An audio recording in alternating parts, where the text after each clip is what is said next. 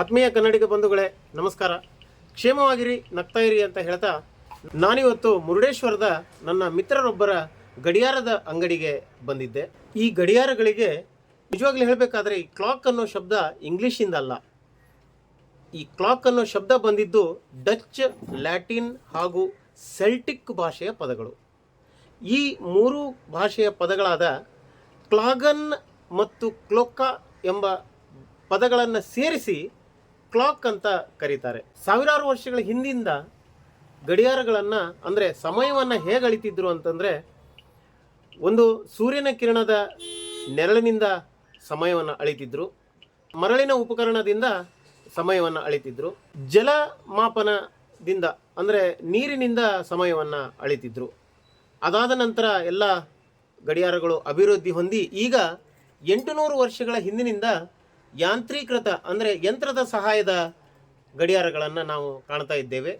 ಈಗಂತರೂ ಅಭಿವೃದ್ಧಿಪಡಿಸಿದ ಕೈ ಗಡಿಯಾರಗಳಾಗಲಿ ಗೋಡೆ ಗಡಿಯಾರಗಳಾಗಲಿ ತುಂಬ ಅಗ್ಗದ ದರದಲ್ಲಿ ಸಿಗ್ತಾ ಇದ್ದಾವೆ.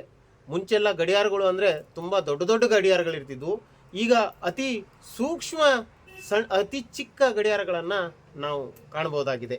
ಹಾಗಾದರೆ ಬನ್ನಿ ಈ ಗಡಿಯಾರಗಳ ಬಗ್ಗೆ, ಗಡಿಯಾರದ ಬಿಡಿಭಾಗಗಳ ಬಗ್ಗೆ ಹೆಚ್ಚಿನ ಮಾಹಿತಿಯನ್ನು ಪಡೆದುಕೊಳ್ಳೋಣ.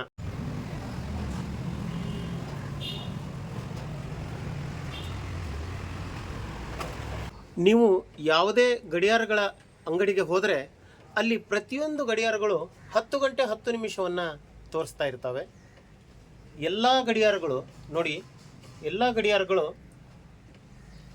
10 ಗಂಟೆ 10 ನಿಮಿಷವನ್ನೇ ತೋರಿಸ್ತಾ ಇರ್ತವೆ.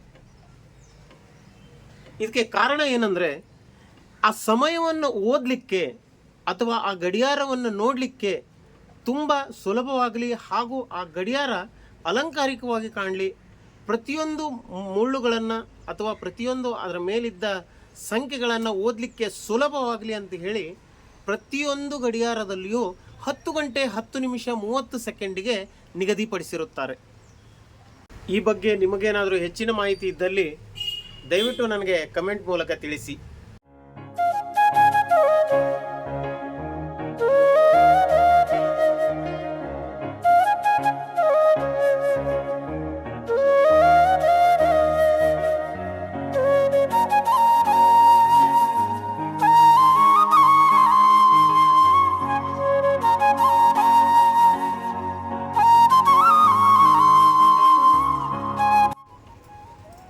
ನಮಸ್ಕಾರ ವಿನೋದ್ ಅವರೇ. ನಮಸ್ತೆ, ಹೇಗಿದ್ದೀರಿ? ಆರಾಮಿದೆ ಸರ್, ನೀವು? ನಾನು ಚೆನ್ನಾಗಿದ್ದೇನೆ. ಹೇಳಿ. ಮತ್ತು ಎಷ್ಟು ವರ್ಷದಿಂದ ಈ ಕೆಲಸ ಮಾಡ್ತಾ ಇದ್ದೀರಿ? ಇದು ನಮ್ಮದು ಭಟ್ಕಳದಲ್ಲಿ ಶಾಪ್ ಇದೆ.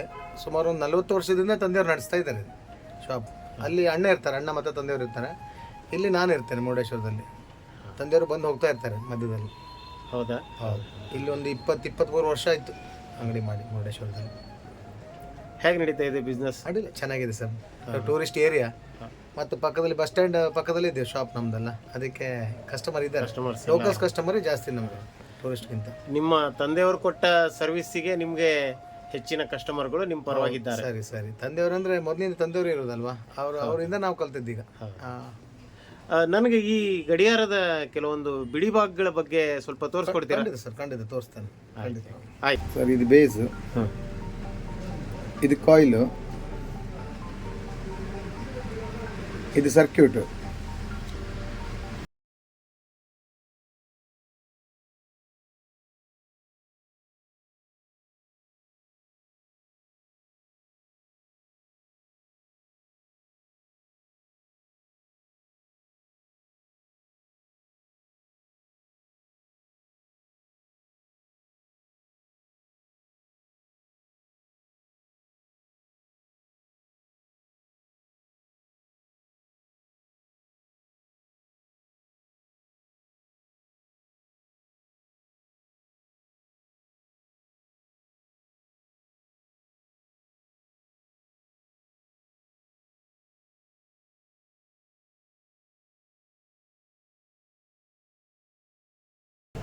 ಅದು ಮ್ಯಾಗ್ನೆಟ್ ವೀಲ್ ಅಂತ ಹೇಳ್ತಾರೆ ಅದಕ್ಕೆ.